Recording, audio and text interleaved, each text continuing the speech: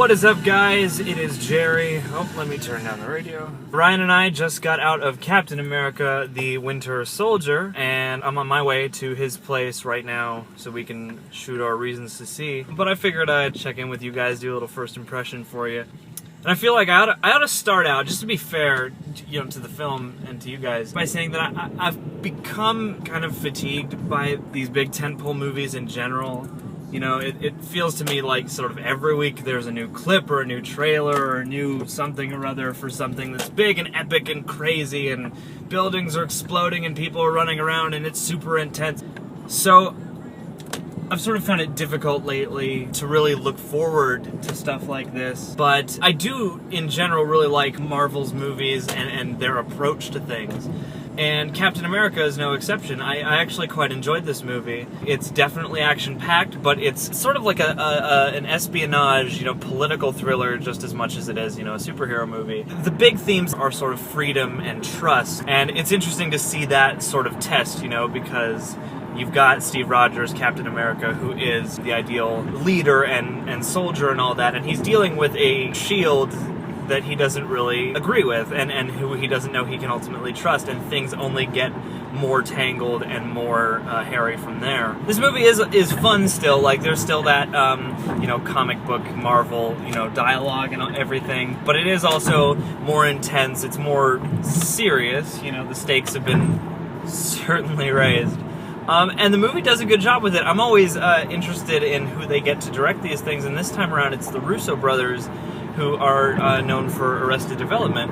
And that's something I thought was really cool, because, again, Marvel chooses these out-of-the-box people to direct these movies. It's not Simon West all the time. So yeah, this movie has its own identity. It can stand alone, but it also feels at home in the Marvel universe to me, which is cool. Chris Evans is great as Captain America again, and I really like what he does in this character. I really like watching him, and I really like watching Captain America's adventures. I was a little worried about a Captain America movie now that they've completely brought him into the present, because the Avengers is a different thing, but as far as Captain America specifically goes, I like the first one, especially for its retro period piece vibe.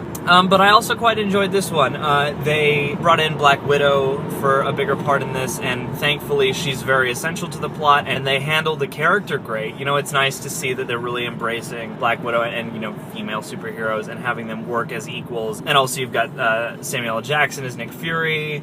You have Anthony Mackie joining the cast as Falcon, and I wish they would have used him more, but I really like Anthony Mackie, and I really liked having him in this, kind of giving Captain America a sidekick. You've got also Robert Redford. Kobe Smulders is back in this one, and they gave her a bit bigger of a role, which is nice. Frank Grillo is in this, who I'm always happy to see get work. There are a lot of fun little appearances that I won't spoil for you guys, but you'll recognize some people, and those are definitely treats from this movie.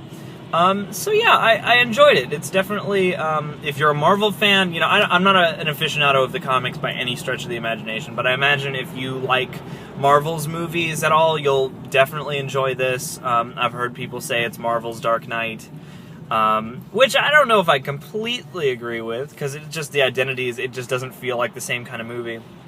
And I don't know, I don't like it more than the Avengers, but I certainly enjoyed it, and it's certainly one of the ones, at least as of right now, that I enjoyed more than some of the other recent Marvel films. I liked Iron Man 3 and Thor 2, and those movies each have interesting things that they brought to the table that I wasn't expecting. But as a whole movie, I think I like this one better than some of the other recent ones. And there are some parts in this plot that had me going. There are some things that I didn't expect.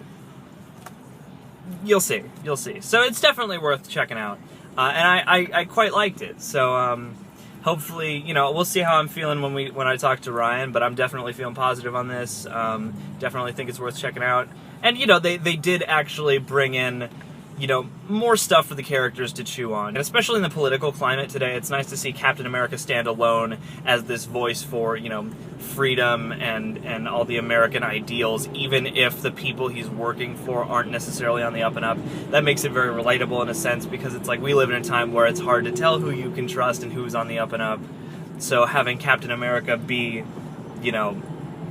the spirit of America, you know, incarnate through a superhero, and not just the system itself. It is really cool. I always enjoy seeing these Captain America movies too, because when they first set out to do it, I wasn't sure how they were going to be able to manage it, but I really like having Steve Rogers around in today's, you know, action movie and superhero movie climate, because it's nice to have at least one guy who has a strong sense for his values and his moral compass and his beliefs, you know. I mean, I'm all for these conflicted superheroes and, you know, the smart-ass superheroes and stuff like that, but it's nice to have at least one guy who really knows his values and is an upstanding, you know, character in the way that Steve Rogers is. You know, he's from a different time, and I like that essence about him. So anyway, what did you guys think if you saw this? What's your favorite Marvel movie? Anything, comment below, and as always, like and subscribe. And until next time, I'm Jerry. Captain America the Winter Soldier is the film. Cheers.